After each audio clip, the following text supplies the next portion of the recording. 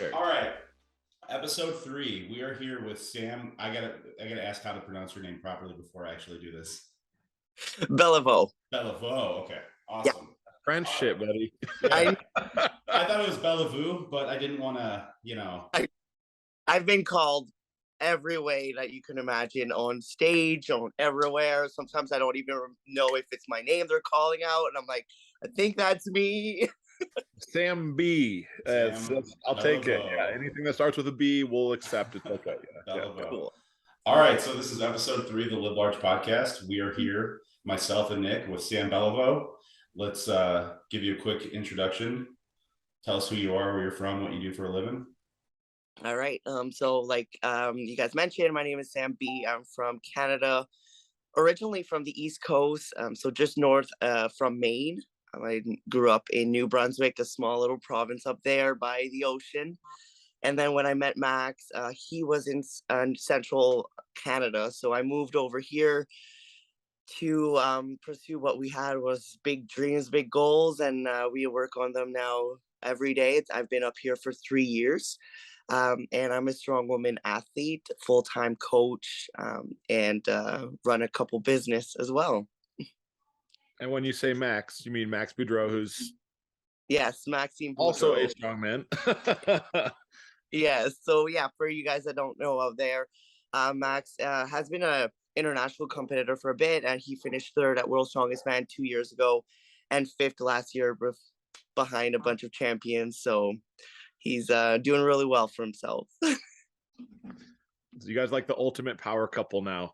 Yeah, in like strongman world, there's a few. It's like, oh, we got like Joe and Bree for powerlifting, and it's like we got you guys for strongman. It's but it's really cool to see you guys actually like compete. Because when you met most of the team this year, I've known you for years. How long ago did we meet at the women's pro-am? It was what, 5? 7, 8 years ago? Yeah, who the hell knows?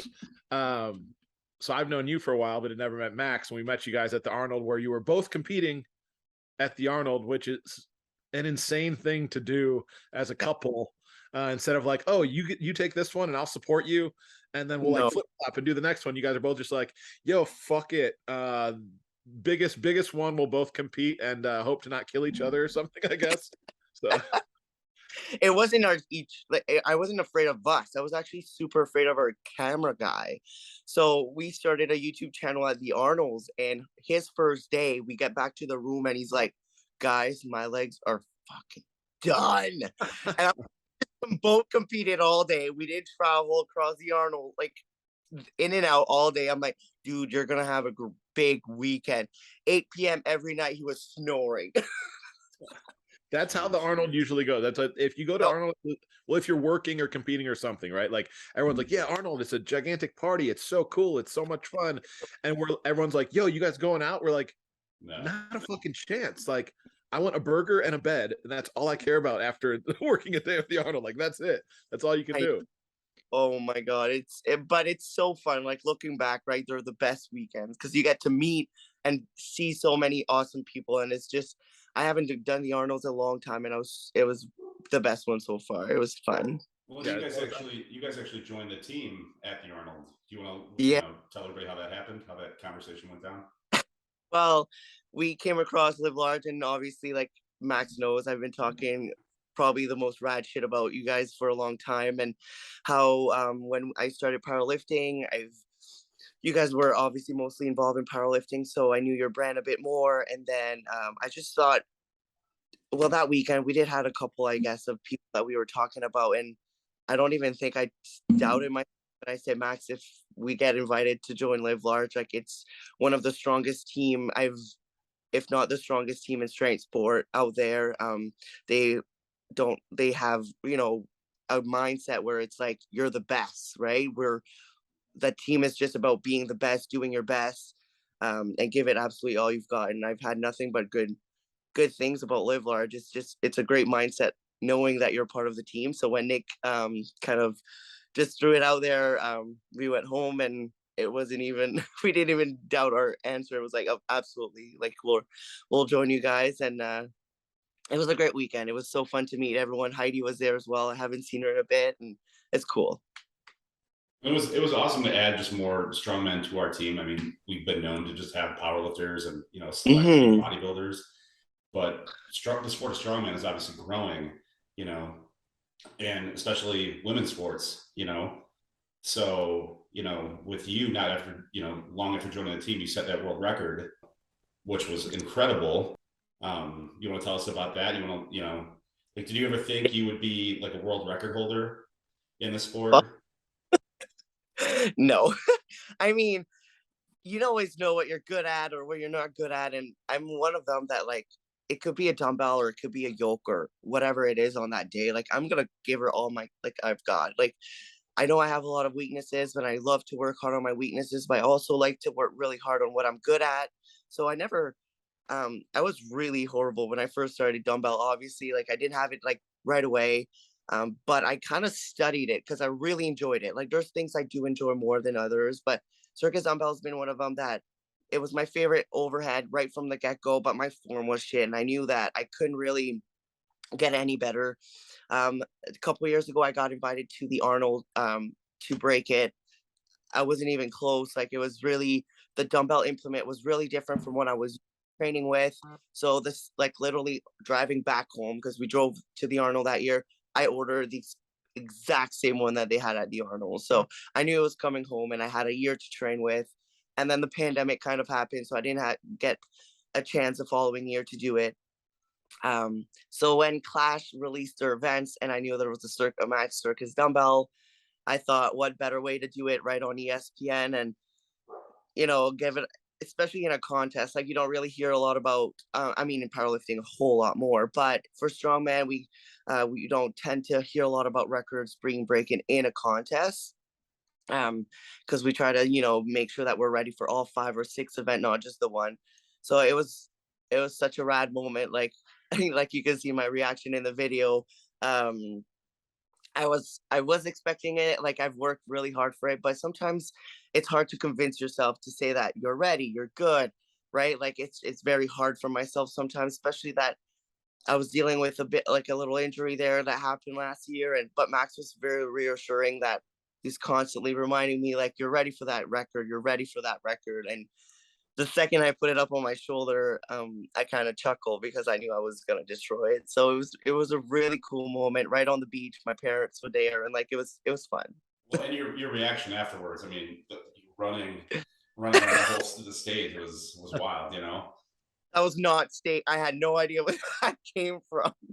Was that I mean, so you mentioned, like, you had it in mind. Was that your goal going into that meet to set that record, or was it like, okay, we're gonna go plan A, plan B, like, I want to win, but I also want to set this record while, winning?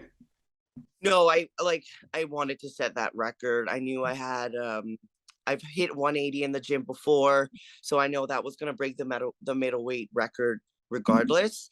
And then Max they put up 183.9, and that took both records, the open and the middleweight record. So I knew I had something in me. I just, again, it was really hard for me to convince myself that I had almost 185 in me that day. It was super hot. I was like, my first couple warm-ups felt heavy, but the second I started having fun with the crowd, and I started getting warmed up, things felt really good, really easy. I just kept my form, the same technique throughout every attempt, and it fell. I mean, I honestly think that day I had close to, if not 195.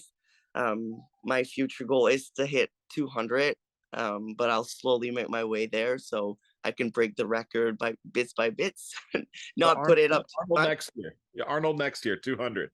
Just, sure. just put it out there. Go get it. It'd be awesome, honestly. Like, I hope I get a chance maybe in the fall to break it at the Rogue Invitational, and then I'll break it by a couple pounds. And then if the Arnolds happen back in March, absolutely.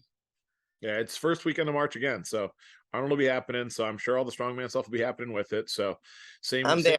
same place every year. So Nice. Do you have a favorite event? the one she has the world record in is Yeah. probably the favorite one. Yeah. But I love moving. Like, I love to carry stuff. Like, I love sandbag toss. I love explosive movements.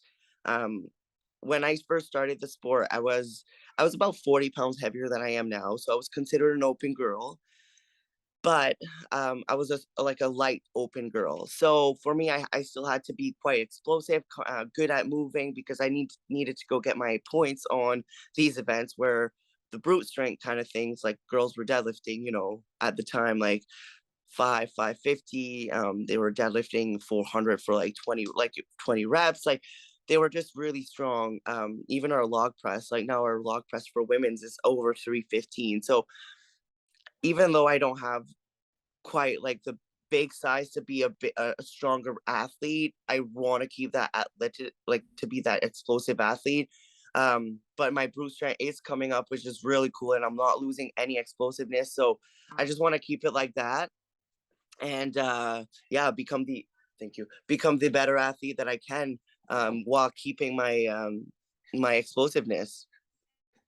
Is that Max? So what's that? Is that Max? That's. Bring Loop Max in. Bring his big ass in here. You want to sit here? I don't know if the screen is big enough for the two of them. Look at that. Fit for a king there for Max. For everyone listening, we just looped in Max, who was so nice to bring Sam a coffee. Yes. So since he's already just standing around dicking off with the dog anyways, might as well just loop his ass in. So Max, you had another good World's Strongest Man this year, back-to-back top fives. That was great for sure. Now, who out of the two of you is more excited for the Shaw?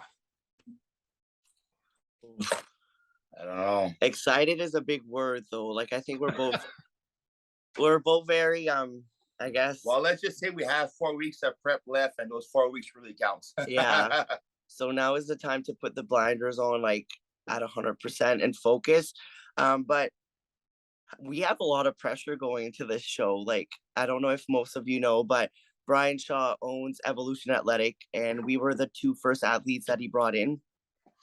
So that going into the Arnolds this year, that was a lot of pressure for us.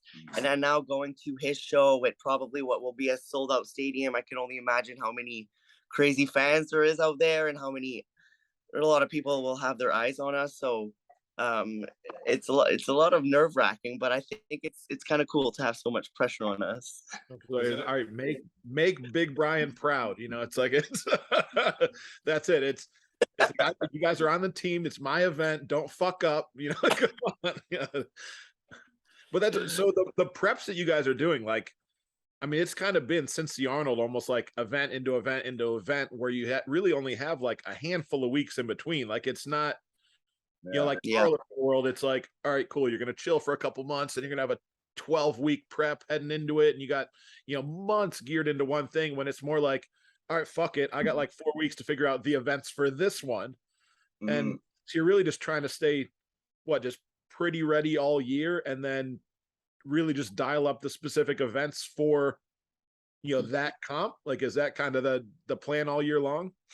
Yeah, so pretty much. So during the off season, which is from October till March, we just focus on our weaknesses, improving, and just getting overall. And then from after that, we're just basically focusing on like comp training. Like instead of like usually like we'll have like same thing for you guys. I know she said like we'll have our squat day, we'll have our overhead press day, our deadlift day, our back day, and then strongman day as well during the off season. But when it comes to like getting closer to a comp, like during the season, we'll put like strongman day, like strongman events throughout like our workout weeks, so we can tackle more of those and do less accessories and more focus on the events themselves, right? Yeah. How long do you do more like the event specific type stuff? Yeah, like exactly. Yeah.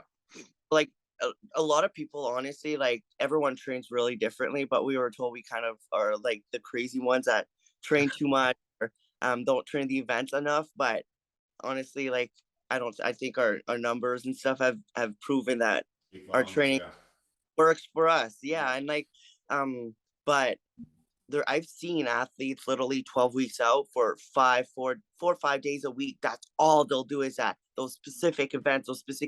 But don't forget, you're not getting better at anything else now. So you got to keep building on your essentials. You got to keep building on your legs. You got to keep building on your shoulders, your back, and then you do your strongman training. But if your legs are lagging, like if your squat and deadlifts aren't improving, your legs aren't growing, that means like your running's going to be slower, your overhead's going to be weaker, you won't be as explosive. Like, I think it's just about keeping it really simple. Don't focus so much about your 12-week out comp, because if you have a comp 4 or 5 weeks after, then you got to shift right away. Make sure you throw in everything in the mix, and that's what we do because we have so many contests coming up. It's like events, so many events. Strongman is loaded, so we just got to make sure that we keep the rust off of our events, our implements, but we got to keep building. As that's the main goal. You got to keep building even on your off or in season. Yeah. And there's more the plan, just stay strong all year. It's like if you're strong, you're going to be more ready than if you're just really good in an event and you lost strength to kind of sacrifice for it. But 100%. Like we have a switch that we can just turn on during contests, and like we'll get there, we turn on that contest switch, and like whatever's in front of us, we're able to move it, we're able to play with it because we're ready, because we haven't been focused. Like, let's say you get to a contest, it's a tire flip, and you've been training the specific tire for 12 weeks, and you get to that tire, the dimension's different, it's heavier, it's lighter, and it's smaller. I see people freak out right away. Oh my God, the yoke is wider. If you're athlete ready, you will get under that yoke or under that tire, and you will do the job. Absolutely. You know, it's like your circus dumbbell attempt where it's like, oh, it wasn't the circus dumbbell you were used to, and threw you all the way back. When instead it's just like, fuck it, be ready. Who cares? You know, we'll figure it out. Easier. There's always also like a mystery event at a lot of these comps too. You know, maybe not for like the professional ones, but even just like, you know, some of the shows you guys have done, there's typically a mystery event, which also, you know, speaks volumes with what you're saying. It's like, yeah, if you're strong, like you shouldn't be worried about what event you're going to do. They should be able to throw anything at you and you're like, I can do this, you know? Yeah, I know. And I think it's like, I don't like to like label us, but I think it's more of a professional mindset. Because now that we took over the amateur circuit in Canada, we'll receive messages like on a daily basis about like, how wide is this log going to be? How big is this log going to be? What color will it be? And I'm like, excuse me? I'm like, show up to the contest, lift the weight, and go. Like, it doesn't need to be so. I think people get caught up in the little details and they're missing it on the big picture. Like, you just have to be a very well-rounded athlete, get a top 2, top 3 in every event, and you should get that first place. If you don't slip on any event, you're good. So there's just no zeros, right, Max? That's it. Exactly. So how do you guys as a couple handle competing together at the same time? Because usually if one of you is competing, you know, the other person's the support system, or hey, I'll get you your meals, or, you know, yeah, you're the shoulder to cry on, if you will. Like if you guys are both stressed, you guys are both, you know, in that prep, how do you guys also support each other? So I've seen it a lot in powerlifting world, and it always is a terrible fucking idea. Yeah. And at the Arnold, you guys were like the happiest couple that also happened to be competing at the same event together. You guys are just having a blast, having an awesome time, when normally it's like, yo, stay the fuck away from her right now. Don't even think about it. Like, you know, not a chance, you know, when it's like, oh, you guys are just like having a blast. You're having fun. It seemed to be just like, I think it's probably because it's like your normal day-to-day routine. Like that's what you're doing. You know, it's like you guys are training together, you're doing all this together. So it's like, oh, this is the fun part now. It's just the competition. It is. Cool. It is. You guys were just having a blast, hanging out. Yeah. But it was a completely different dynamic than you normally see. Normally, it's probably not recommended for couples to compete same day. But I mean, you guys' dynamic was really cool. Seeing like, not only was it not like an impediment, but it was almost like a benefit to you guys, where you're both just kind of like having fun together. I think it was like, he kept like, I remember because it was literally, we ran, like I should have had my Fitbit on me that weekend, because we were running from booth, like it was like, okay, live large, okay, main stage, okay, Obsidian, okay, let's go there. And it was Bells of Steel that, oh, I'm competing, Max has an event. It was literally That's why I'm saying our video guy was literally dying by the end of the weekend. But it was so cool because I remember I was in the back warming up for my axle clean and press, and I was on that rogue main stage for that event. But Max was on the strongman. So I'm warming up.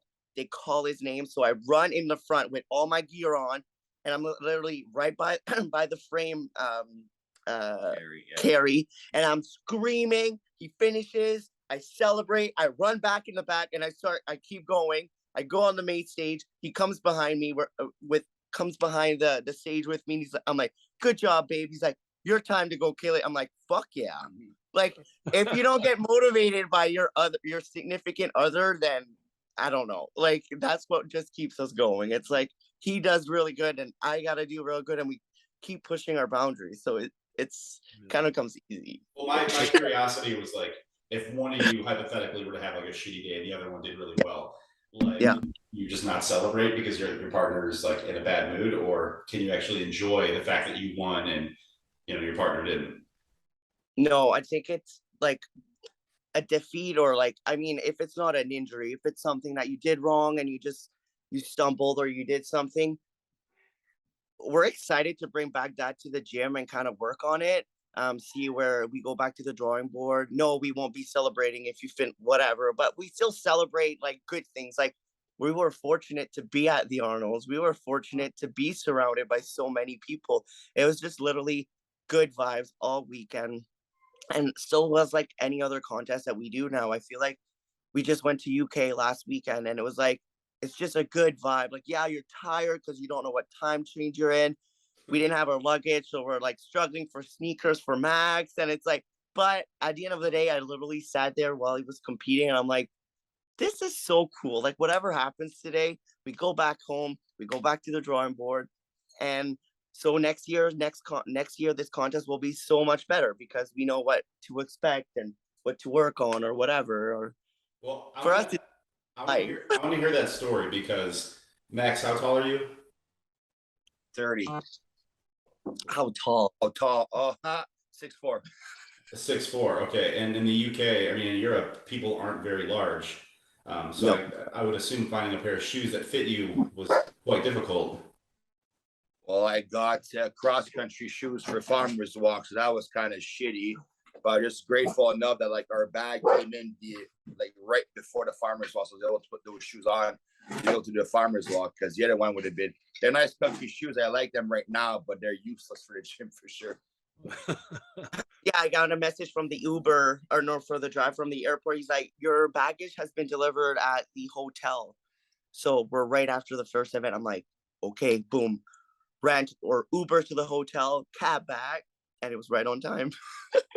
Instead of blowing the soles out of like normal shoes, Right. doing a carry with 1,000 pounds or something stupid. Like, yeah, that's good. It's like all the Max plus all that weight, blow those shoes out in like the first 4 steps. Yes. I mean, nothing like right now we also sound like everything's butterflies and rainbows, but it's not. Like, we have our shit days, we have our shit comps, our events. Like, we come back and it's like, fuck, like, where could we work on this? Like, yeah, we're not always having the best or great time, but if you don't enjoy what you do in life, why the fuck are you doing it? Because literally, like, I don't want to wake up. Like, today's my first day off, and I woke up, put on a smile because I knew I could see you guys. Like, today's just gonna be that much more of a good day, right? Like, I don't know. Like, if you don't enjoy life or you don't enjoy what you're doing, then I don't know. For us, it's all, we make sure that we enjoy absolutely everything that we get our hands in. What also helps, like at the Arnold, it's like, all right, yeah, you can be in a good mood. Like, yeah, you fucking won. And then Max, you're what, a stone away from top 3. So it's like, yeah, pretty damn good Arnold. So it's like, you guys had a good time at the Arnold. If it was a really bad weekend, it's like, maybe not quite the same vibes, but it's like, all right, you're still going to have fun. You're still going to make the best of it, I'm sure. But I'm sure that does help when you're both doing well at the comp. Yeah. Yes. And like we're traveling the world for a sport that we love doing, right? Like we've made it that way. Like, we always dream, oh, I wish I would be at that show. We wish like we're there now. It's like we're just enjoying the ride until someone gets injured or we can't do it anymore, right? So we're just it's just really fun. Basically, our world is we eat, we train people, we train ourselves, and we travel the world. So like, Well, I you know guys, what you guys are both young too, so you're really just getting started. Like you're kind of like heading into your prime now. Yeah. For strength sports, really. So it's, you know, in theory, the wave is kind of beginning now. You know, this should be the beginning of, you know, a pretty fun few year run here. Yeah, exactly. I hope so, because I'm saying bye to my 20s in about 5 months. Are you guys utilizing traveling for competitions as a means to also like go on vacation or see the world, or are you guys just strictly there for business? And All right. Unfortunately, because this year I feel like COVID fucked us up, because this year has been so busy.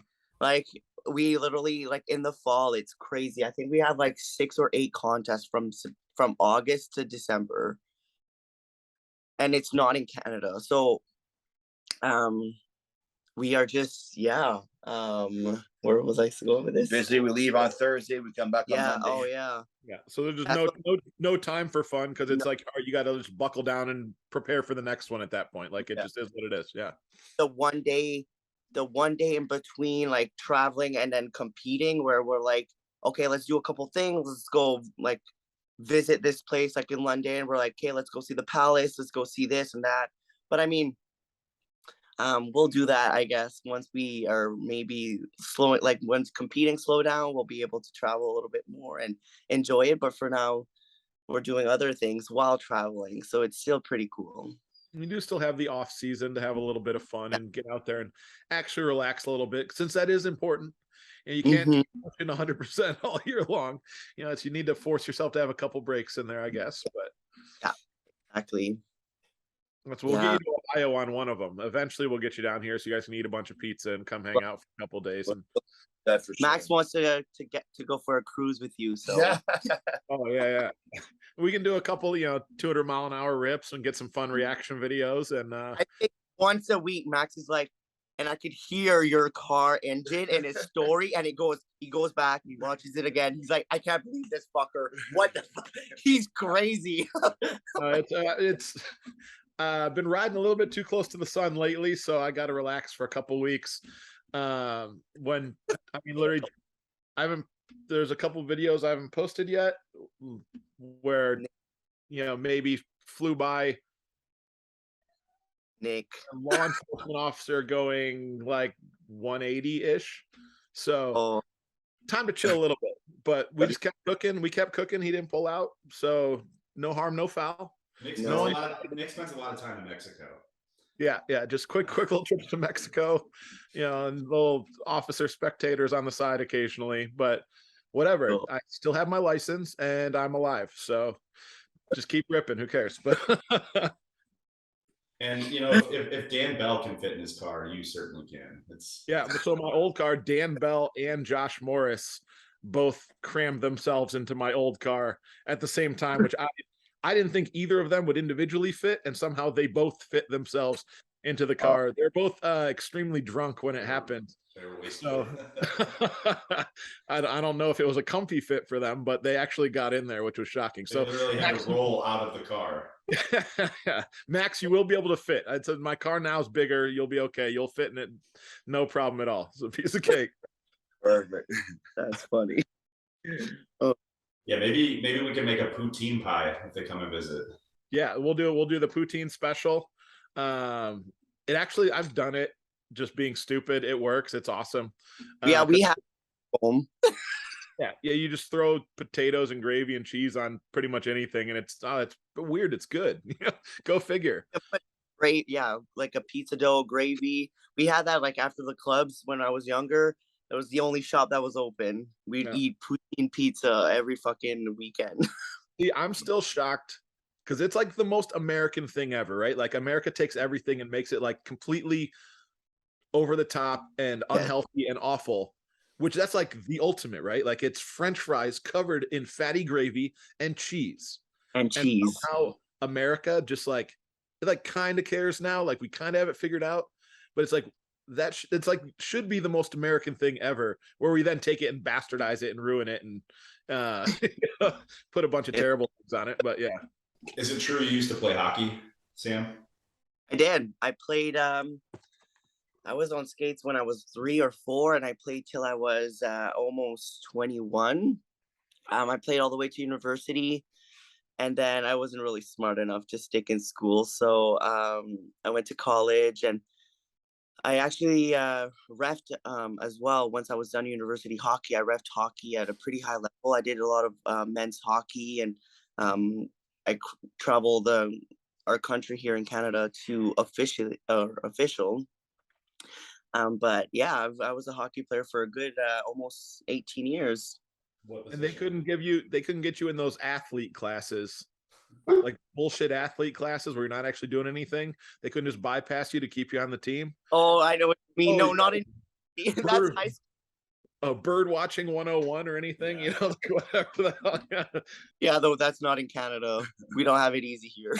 Yeah, yeah. Well, America, if you're good at sports, you don't have to be good at school. It works out pretty well. So Very, very true. They'll just pass you. yeah. No, give me 2 years, and after that, I was like, all right, I'm gonna go find something else. What position did you play? I was forward, either a lefty or center. Okay. Yeah, Do you think that like that previous sports experience, like being an endurance sport, had any carryover to strongman? absolutely. I think because I only started lifting after I was done hockey, so I think it had a really big carryover on how strong my legs were. I had a really good upper body strength as well. I've always been the biggest girl in our hockey teams, or so I think it had a really good carryover. I think my first deadlift ever was like, I think it was 315, 300, 315, which back then was a really good deadlift for someone that was brand new to the sport. So right away they're like, I think you've got potentially something here that you could be strong at, and that's kind of where I switched from hockey to lifting. Yeah, it's interesting because I mean Eddie Hall was a swimmer for years, I know. and so how that carried over for him, I mean, off. I used to coach off like a hockey team for off-season strength, and just their endurance level was insane. Insane. No, I do it too now, and I have kids in, and I could literally make them do burpees for an hour, and they're like, okay. I'm like Yeah, you're they're like, crazy. do I just suck or? I know. The other day, I'm like, okay, today we're doing strongman, and they were hooked. Their kids are like, they wanted to do the log, and it is circus dumbbell and farmers, and it was different, but I mean, it's good. Now, if I knew that back then that weight or hockey was gonna make me that much of a good, like, or a better athlete in weight training, I can only imagine the opposite way too, because I've put on skates over the last couple of years now, and my strides are so powerful.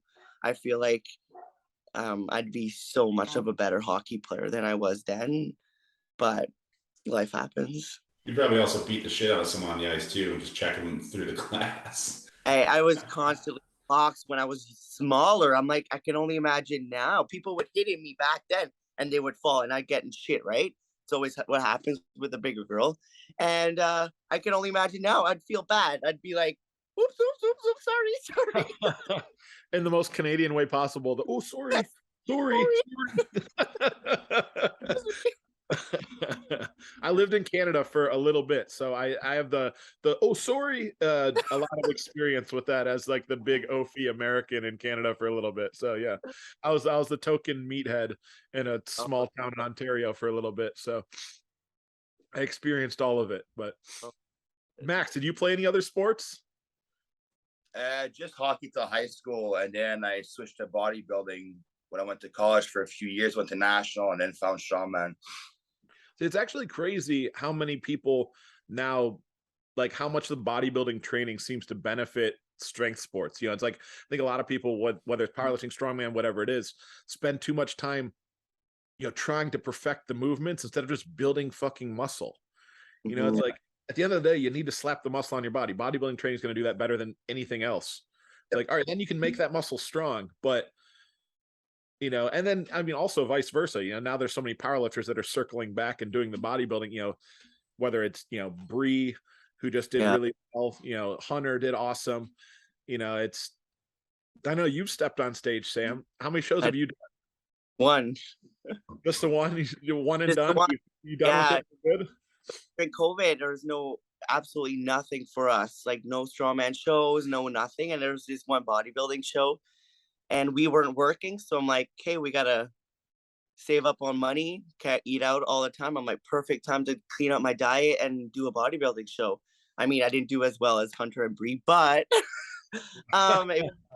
honestly, like it was hard for me to get back in. Like I felt like my strength, it took a little bit to get back there, but I've built way better lean muscle mass after that show than I have previously, for sure. Just almost reset you, recomped you a little bit, and Yeah, which is cool. you can save all that stuff for after your bodies are broken. After you're broken, and quit getting strong. It's like, all right, circle back. Well, we can get in shape and have abs again. Let's go. What does your daily like meal regimen look like? Is it like the Brian Shaw, whole box of eggs and all this other nonsense, or are you guys trying to eat smaller portions?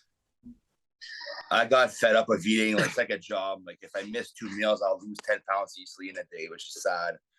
But I just enjoy eating whatever I eat. When I'm hungry, I'm hungry. If not, like whatever, I'll just eat later on. But I try to eat a lot more, but just whatever I feel like eating. Yeah, we have this a really cool company that we work with now from out west. They're called Bite Me Meals. They send us like a weekly box of bulk food. So we play around with that. We don't follow anything specific. Both, like Max has a really big bodybuilding background, and we just, at this point, we know what's right and what's wrong. We know what our bodies are going to crave pre and post workouts. If we feel like shit, it's probably because we underate the day before. And it could, so, I mean, right now we're not aiming for any calories. We're aiming for both as much food as we can. I don't have to weigh in until Worlds in November. So I'm just going to, we're just trying to stay quite, like, we're both lean-ish athletes because we, like I was saying previously, we like to perform more on the explosive and moving events. But we still got to put on a bit to build our compound movement. So Canada's tough. Canada's way healthier than America is. So it's, you go out to a restaurant in Canada, you order a sandwich, you get just a sandwich. Here you get a sandwich, like 3 pounds of French fries, probably coleslaw on the side too. It's, the sandwich is half your meal here when it's your whole meal in Canada. For half price, you can have a sundae. Yeah.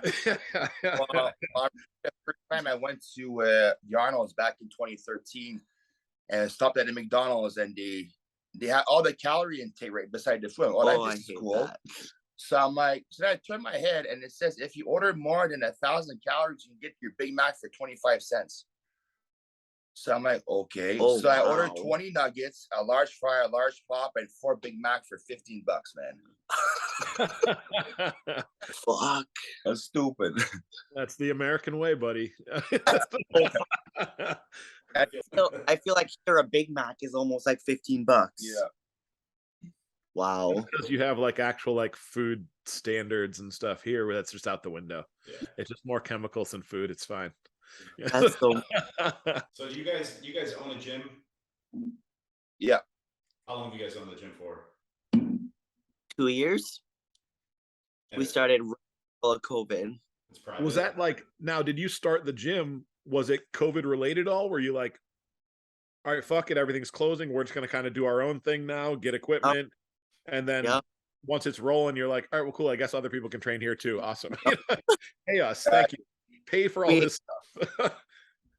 We had a place that was small enough for both of us to train, couple training partners, and then we had a lot of people like kind of looking to get a place to train. So we're like, okay, I guess memberships. And then it came to like the point where like, okay, we expanded, and then now we expanded for a third time. We have a full backyard now. And we just actually yesterday, we're going to be releasing our YouTube video probably this week of our gym tour. We did a full gym tour yesterday. We should have dropped the link for that in here. Yeah, we'll tag the YouTube stuff. How's YouTube stuff going for you guys? You guys started that not terribly long ago, right? No. Oh, that was the actual beginning of the YouTube. Yeah. And your video guy also kind of like helps handle you and stuff as well. He's just like your buddy that's just like there as like your extra set of hands as well. Yeah.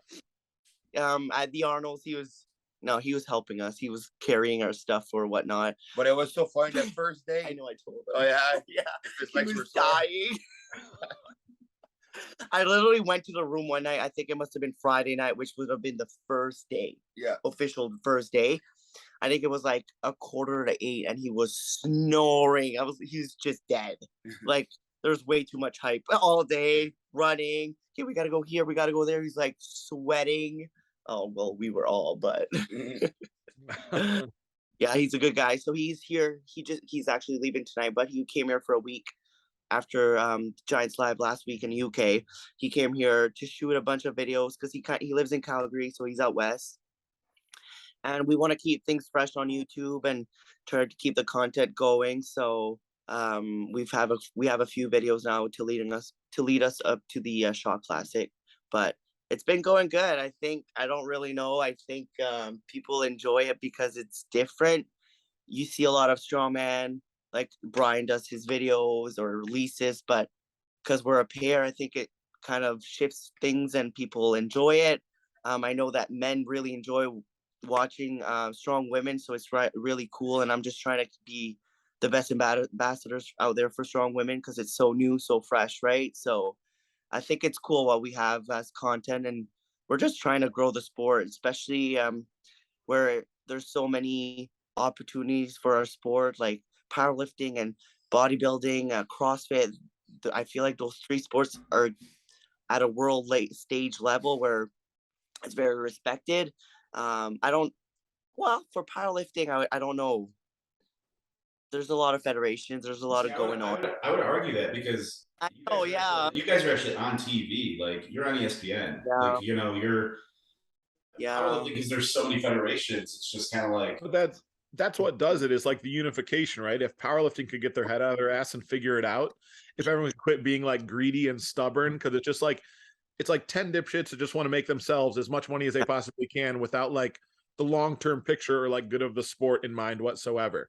When like strongman kind of got it figured out to where it's like there's kind of a couple major federations and everyone, but it all kind of like, it all works and it's all kind of streamlined, but it's everyone kind of competing against each other under like similar rules and stuff like that, where it's not like, I mean, I'm sure they're still tested, untested, all that stuff, but it's not like, well, this is a monolift meet, and this one, nope, you got to walk squats out. It's like, just one set of rules, guys. Let's figure this out. I think everyone has like a memory of watching World's Strongest Man on TV. I mean, everyone can remember watching, any of those events and whatever. I mean, when I first got into powerlifting, my parents were like, "Oh, is that like what they do on TV with like the tires and stuff?" I'm like, "No, completely different sport."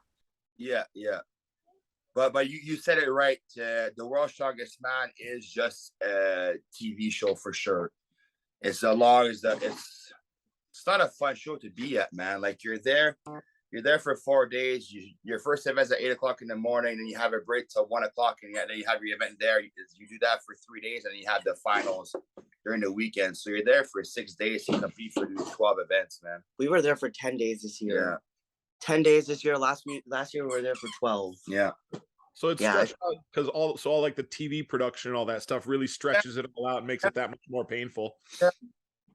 And then they make the weights a bit lighter, so there's no zeros, there's no fail, because that's not entertaining for a TV podcast, right? Yeah. Which I think that's kind of circles back to what you guys were saying about the Shaw Classic, where like maybe like this is only the third year that the Shaw Classic exists, but it's probably going to outgrow every other strongman show out there because of the way athletes are going to be I don't want to say treated, like the way he's making the athletes exposure, the way the comp is going to run and everything. It's a heavy ass show. Like, even for the women's we have a 500-pound deadlift for reps now. Like, this is stupid. Like, it's crazy. But yeah, but at the end of the day, when you start doing strongman, you only want to be the world's strongest man. Yeah, that's right? It's the title. You have the name for it, and you had it since 1977. So it's not going anywhere right now. And they've come a long way over. You've only done it 3 years now, and it's better. They take good care of you guys now, but it's long. Yeah. I like that you were wearing your pit vipers when you were competing. There's some awesome shots of you wearing your pit vipers. They were a sponsor. It was pretty cool. They give one pair to every guy. That's awesome. But there's all the rules with all that stuff. You know, for TV, everyone's got to be all buttoned up, and it's only the sponsors, only everything. So I'm sure a lot of that's annoying, and even like how they air it, where it's so far after it actually happens, and like finally the last couple of years, it's like, all right, cool, we'll publicly post who won and like the results and some clips from events and stuff. But before that, it was so like locked down. It's like, oh, this is the big secret. You know, everyone knows who won, everyone knows what happened. It'll finally be on TV in like 4 months. Yeah. You know, but did you guys have to sign any like legal, you know, non-disclosure stuff or anything about that? Or like you're allowed to say and not say? Our contract is 20 pages long, man. I mean, that's when TV gets involved, it gets a little bit sketchy, I guess. Yeah, it's crazy. So what aren't, like, is there anything weird that you're not allowed to talk about or not allowed to say? Or is it basically you can't release any information before they do on their social media or telecast? Can't release anything until they do, but they're getting pretty fast right now. And then we just can't post our videos from the comp until they do their own. Oh, so once they post the actual telecast stuff that they filmed, you can post, what Sam filmed of you at the event and stuff. I can't even film anything because I'm like on the side crew, like a +1. The first year I took my phone out, they smacked me. They're like, no, you're not allowed to. I'm like, okay. You look in the fans, everyone's taking videos. I'm like, okay. Like, you're 3 feet too close. Sorry. Okay, fine. No, it's good.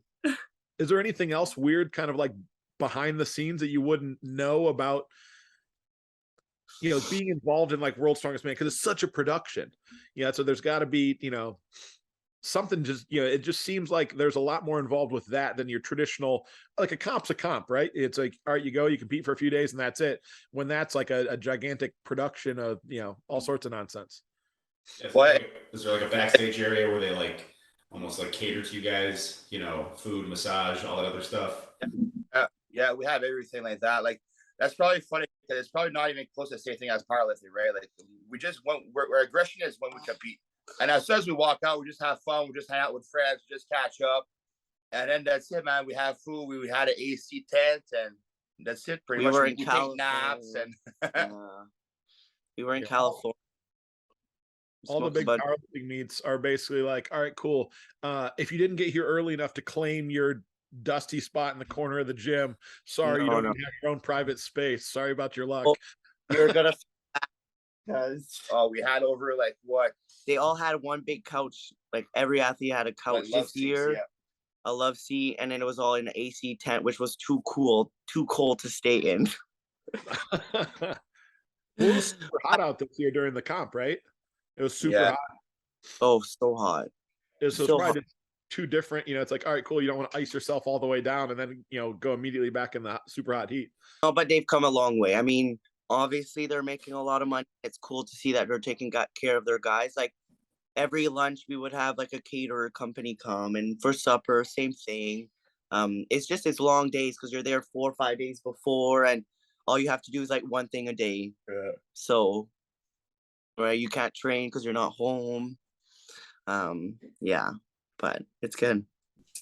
Do they give you a little bit more time for warm-ups, or is it like a comp where it's like, hey, we're starting this time, you know, and we're rolling? I mean, are you going basically off production at that point, or?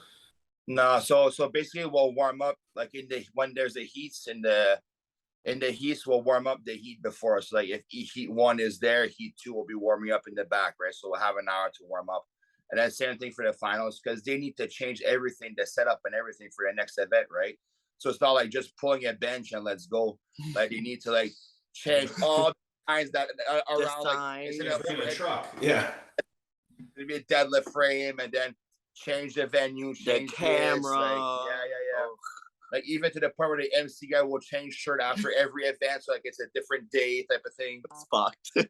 Now, is there it probably can't be far off of an actual like women's event that's at that same scale that will also be televised, right? I mean, that's grown so much that I bet sometime in the next couple of years, I mean, there should be the women's equivalent televised, or do you think something like the Shaw Classic will really kind of take that spot? Well, we actually got really good news Friday.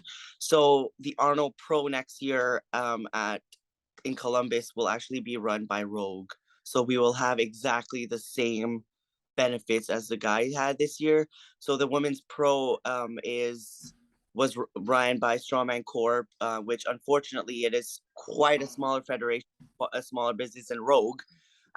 Rogue is going to be paying our flights, our hotel, our food, and we already have quite a lot of money that's going to be put out there for cash prize. So that already, I think, it is one of the best women's shows, that and World Ultimate Strongman that the girls went to Dubai last year, and it should happen again this fall. So there's kind of those things like, yeah, we're at the point women's now. If our food gets paid for, that's a big plus for us. Yeah. You know, compared to them, like everything is paid, everything is done, and you get a check at the end of the weekend. So for women's, we are doing progress. Being on the TV, Clash has done a lot of great things for that. They're trying to bring us a little bit of footage on ESPN, which is huge. So, I mean, I don't know if at the point where it might take a few years, but we're working on it. I mean, you guys are making noise for sure. We are making noise. I think the women's are getting stupid strong, and it's making a lot of it's opening a lot of eyes. So I hope to see that in a couple of years we can get a good spot on TV. You just got to start converting some more of these powerlifter girls over. It's like a lot of girls, you know, have gotten into the powerlifting world, and that's grown like crazy. And it seems like, all right, cool, girls getting into strongman it's getting there, but it's not quite the same level yet. So you just got to do some recruiting. You know, that's the game to start pulling them in. Yeah, like what we're doing this year for Canada. So we took over we build an amateur circuit here in Canada, and we're giving them so much opportunities. I think we already had in our first year probably close to 500-600 athletes that are active under our federation. So our national is going to be quite bumping, and we just want to keep giving those opportunities to build good strong women and strongman too, right? Because there is quite a big divide from the best amateur to the worst pro. There's a big gap there, which is unfortunate, because if you're a good pro and you turn, or a good amateur and you turn pro, it sucks, right? Because then you get really demolished, or you can't even compete because it's too heavy for you. So we're trying to find still ways to give the good amateurs some opportunities so they can still compete and be competitive, but still go internationally and do all the shows they want to do and not get demolished. Does that make sense? Fill in the goofy gap in between there, where it's, you know, bodybuilding and stuff's kind of the same way, where it's like, oh yeah, cool, you win a national show and you get your pro card, and then try to step on a pro stage and you just get absolutely, it's like, all right, cool, sometimes you'll have to take 2 years then to build before you can step on a pro stage and not get embarrassed, basically. So it's, you know, there should be something to kind of fill that gap a little bit. And it's like, oh, just, you know, try to push the amateur national stuff up to, you know, if the talent pool increases enough, the talent level will push up closer to that pro level, where it's not just, all right, there's the dozen at the top that are 8 levels above anyone below them. But, right. Yeah. Man, I wish I could stay an amateur for life, because you have so much opportunities as an amateur. The second you turn pro, your window kind of shrinks a little bit. So, yeah, but you're a good pro now. So well, now, okay, but well, you're a double pro now, right? You're open and middleweight pro both, right? So you'll be competing middleweight all. Are you middleweight forever? You're locking in? Actually, like the Shaw Classic's open. Like there's a lot of comps that I'm doing recently that won't have, or that's coming up that don't have any weight class. The Shaw Classic, Wuss, Iceland will have one, OSG.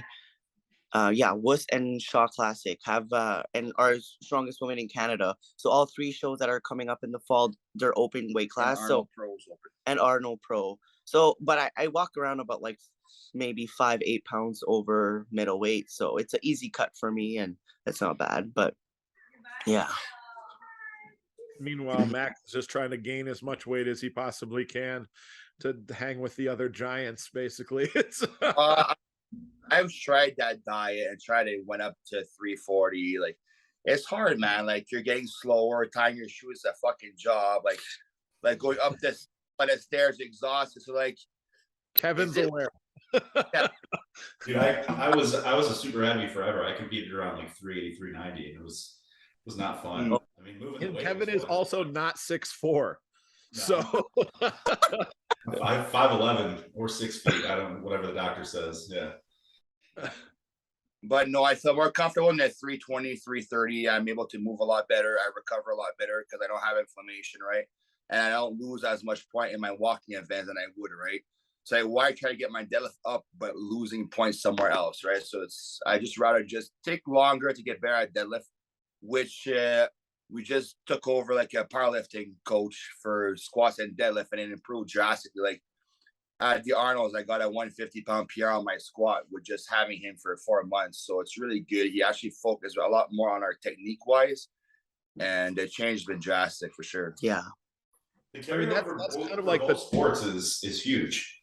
You know, off season for powerlifting, strongman implements for your off season carries over drastically. You know, Yeah. I would always implement like the log and the yoke and those movements. You know, so you'd see yourself kind of putting on, you know, numbers when you start putting back on your, you know, you go back in your prep.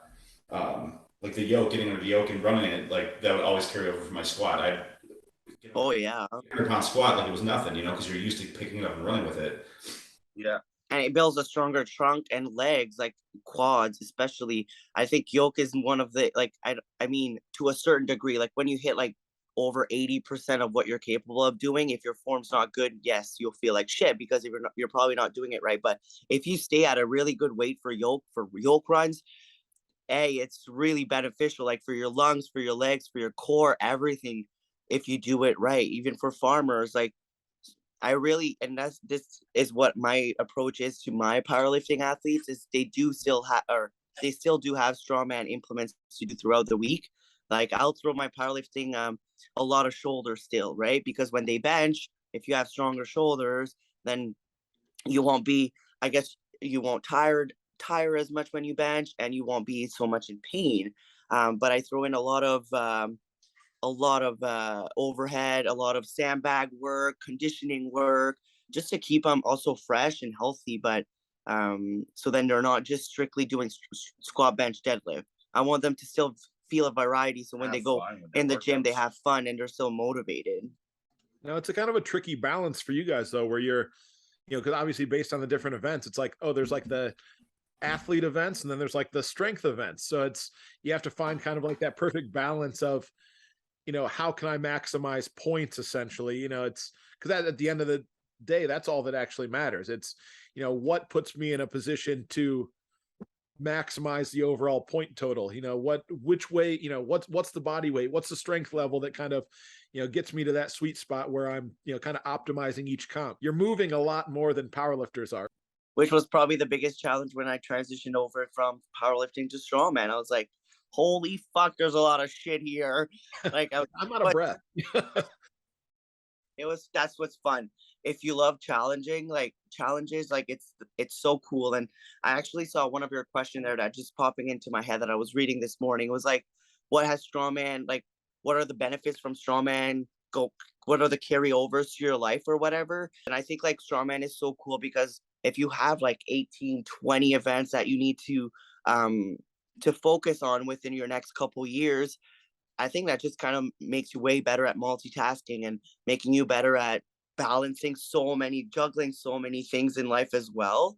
Because you're doing it as an athlete, we're doing it as business or business owners. We're doing it as, you know, so many other aspects in our life. So I think that's really cool about strongman is that you can be still a very good athlete in whatever other sport you're doing. Strongman has a lot of carryovers. Absolutely. Yeah. So last week when we met with Shane, if you know Shane Holler, he is a stoner. He plays Pokemon, and he's a big cat guy. Is there anything that, you know, your fans or followers might not know about you that you guys kind of keep hidden from social media? Yeah, what's the weird shit? There's something weird. You guys got a weird hobby, something or other. You're not just strongman. Well, I'm a stoner. I play Pokemon, and I love dogs. We'll have to link up. Yeah, we'll have to link you and Shane up. You guys can just smoke weed and play Pokemon together all the time, and then argue about cats and dogs. Yeah. No, but the reason why like we do this is just because like that's the only time we can shut off our brain, right? Yeah. Just like we're big Mario Party fan, like gamers at nighttime, just to escape from the world, man. Like we get caught up on like, and you guys know this, like you're caught up on your phone because your phones are it's blowing up all day. My emails are blowing up all day. If I have like 4 or 5 hours here in the gym with my clients, like I'll check my phone after that, and it's so overwhelming. So at night we like to get home, relax, do some Mario Party, and kind of just just kind of escape the world until the next day. We do that quite a lot, which is really nice actually. Or we'll go out for a nice meal and try to put our phone away because we have to focus on ourselves, obviously, right? And what we're doing wouldn't be possible if we weren't together. So we know that we gotta keep what's going on kind of fresh and exciting. So it's good. But yeah. So do you guys set the phones down when you get home? Like you guys kind of uncheck, like, or unplug rather from that?